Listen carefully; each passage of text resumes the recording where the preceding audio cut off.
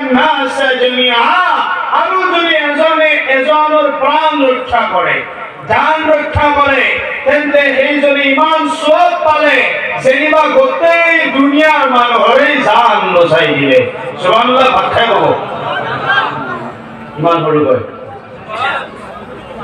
সুবহানাল্লাহ বলে পাপ হ'ব বুলি ভাবিছে যদি পাপ হয় মনে মনে থাকক সওয়াব যদি হয় ডাঙৰ ক'ব সুবহানাল্লাহ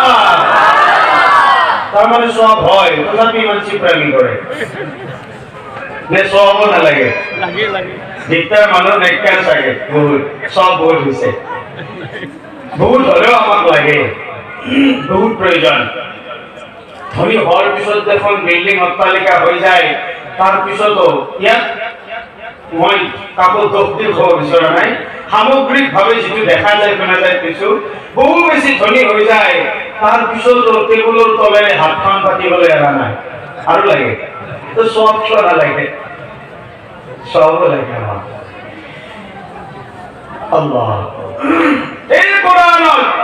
এজন মানুহৰ জান ৰক্ষা কৰিলে পৃথিৱীৰ সব মানুহৰ জান ৰক্ষা কৰাৰ সমান সব আছে এইটো কলো হে সকলৰ কান মগজুৰ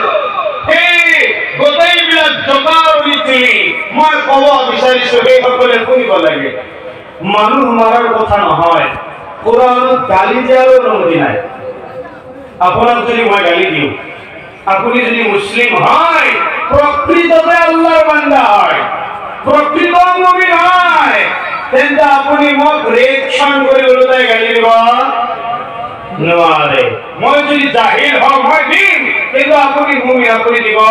নোৱাৰে আমাৰ লোকে গালি দিয়া বুলি কোনোবা হুজুৰৰ বয়ান শুনিছে কোনোবা শুনিছে শুনিব ক'ৰ পৰা দিয়াই নাই গালি দিয়াই নাই কুরআন 19 পারা আল্লাহ কয় وعباد الرحمن الذين يمشون على الأرض هونا وإذا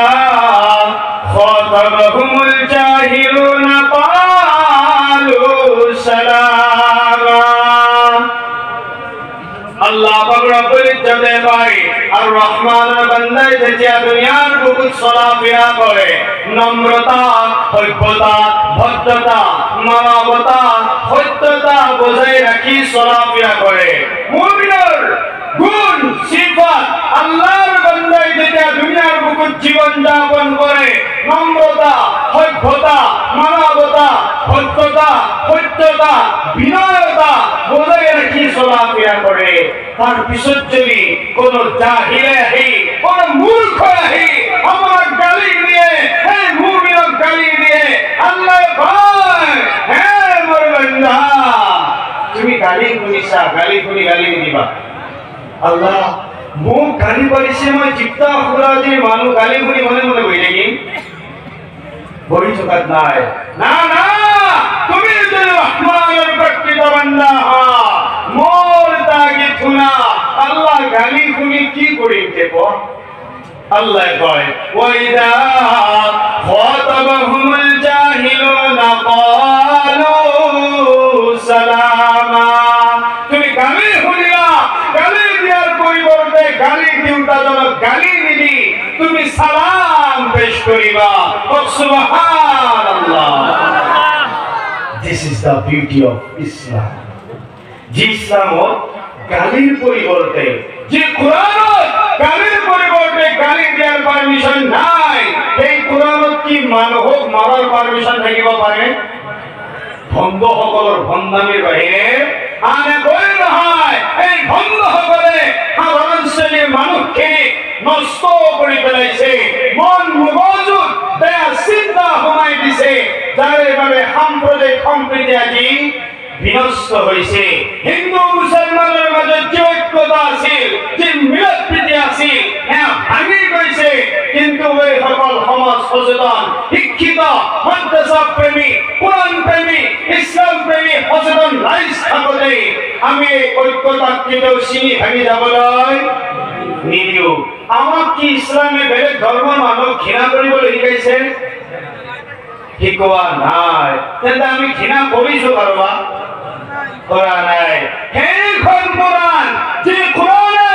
আমাক মানৱতাৰ বাদ দিয়ে আমাক দেশ প্ৰেমৰ ঐক্য সংহতি শান্তি সম্প্রীতির বাদ দিয়ে সেইখন কোরআন এই মাদ্রাসাত পড়া হয়। এই মাদ্রাসা সেই মাদ্রাসার বলায় দেহর মহান স্বাধীনতার যুদ্ধর সকলের সৃষ্টি করে এই মাদ্রাসা হয়। এই মাদ্রাসার এই কোরআনের হে সকলে বিরোধিতা করছে। আচৰিত লাগে আৰু দুখটো লাগে আমাৰ ওপৰত। অসমীয়া মুছলমান সমাজৰ কেইজনেনো কোৰআন ভালকৈ পঢ়িব পাৰে? মানুহ মৰিলেহে খতম পঢ়ে, তাবিজ লাগে, কোৰআনৰ পৰা তাবিজ দিয়ক হুজুৰ, আৰু মানুহ মৰিছে ছাত্ৰ কেইজনমান লৈ গৈ খতম পঢ়াই দিছে। কোৰআনখনক খতম পঢ়া কিতাপ বনাই পেলাইছে। কোৰআন খতম পঢ়া কিতাপ নহয়, পঢ়ক কোৰআন, খতমো কৰক, কিন্তু এই কোরআন আপনার জীবন ব্যবস্থা, আপনার শান্তি সুখ সববিলাক উপমা মিশাল কোরআনত আছে। ইয়াক বাদ দিছে যদি আপোনাৰ ইহকাল পৰকাল জুই লাগি গৈছে এখাটা। এইটোৱে সত্য। কেনেকৈ কোৰআনে কয়, আমি কোৰআনক প্ৰশ্ন কোৰআন তুমি কোৱা, তুমি কিয় আহিছা পৃথিৱীলৈ? তুমি মানুহৰ মাজলৈ কিয় আহিছা? হাঁহি কাজিয়া লগাবলৈ, অশান্তিৰ সৃষ্টি কৰিবলৈ? কি তোমাৰ উদ্দেশ্য কি? কোরআন যদি প্রশ্ন করা হয়, কোরআনের নাজুল করা সূরা ইব্রাহিম নামের সূরাতুর প্রথম আয়াতের উত্তর দিয়ে এইগুলি: আলিফ লাম